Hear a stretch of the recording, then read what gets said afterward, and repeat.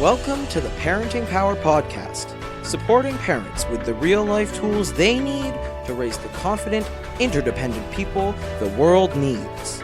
Gail Bell and Julie Freedman Smith interview experts who share their knowledge to assist parents in creating a home environment where kids can thrive. Hello and welcome to the Real Life Parenting Podcast. I'm Julie Freedman Smith. And I'm Gail Bell.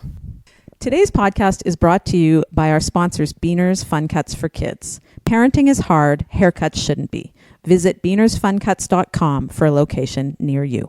Today we're going to talk about vaping. Some of you may not want to talk about this.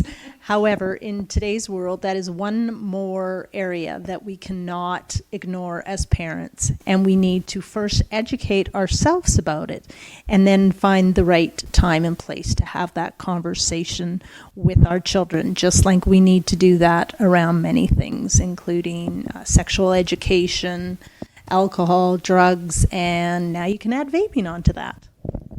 So really the first step is to educate ourselves, because it's not good enough to tell your kids that vaping is bad. We need to have some clear facts that aren't just made up in the heads of grown-ups, but there's some research behind it. Two great places to find that information is if you go to canada.ca and search vaping. There's a great piece of information on talking with your teens about vaping. You can also go to drugfree.org, which is the American site that has a bunch of information about talking to teens and really educating ourselves as parents about the ingredients and the hazards and the risks and the research that's been done. So the next step is, how do we talk with our kids about this? And I want to talk about two different ways. Number one is, how do we talk with our kids if we think that they are vaping? We've found a device, our neighbor has called us and told us, or somehow we found out that they're vaping.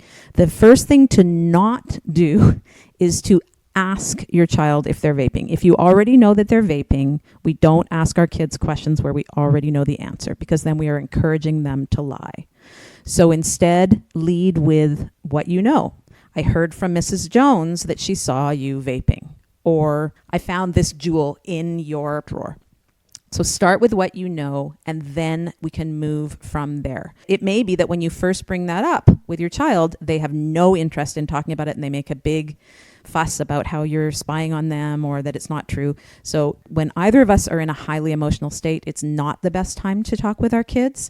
So let's make a plan to have a conversation with our kids about it at a time that's going to work for them. Do not ask them as they're heading out the door to school or as they're heading somewhere else. Don't ambush your kids. Just make a plan to talk about it.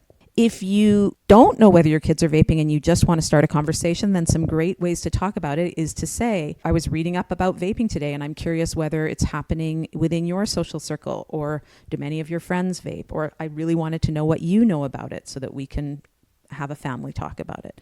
Again, family meetings are a great place to do that. So a regular organized discussion. But if you don't have those set up, there's nothing wrong with saying, I would like to talk about this. When would be a good time for us to talk about it, and make a plan to do that.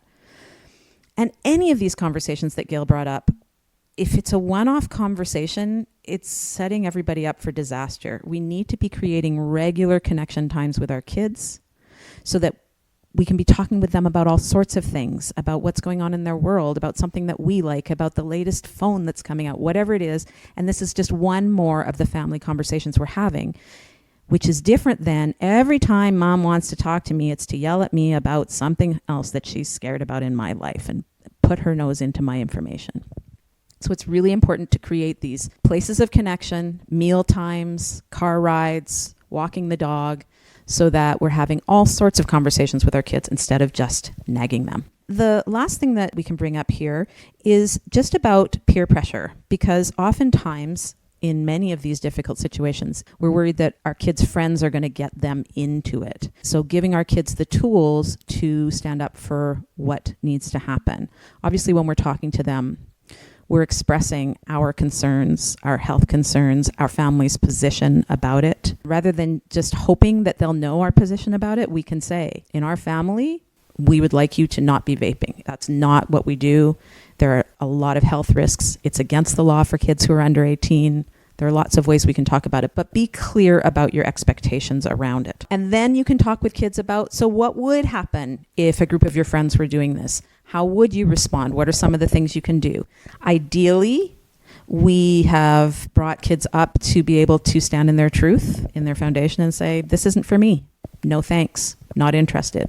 But if not, they can also have other things they can say. When I try this, it makes me feel sick. Or my parents will be so mad if I do this and I can't get caught because I'm going to lose my freedom to go to hockey. So give them some language. They can blame you all they want. Taking the time to talk about it ahead of time puts those ideas in our kids' heads and puts some language in their back pocket for when they really need it.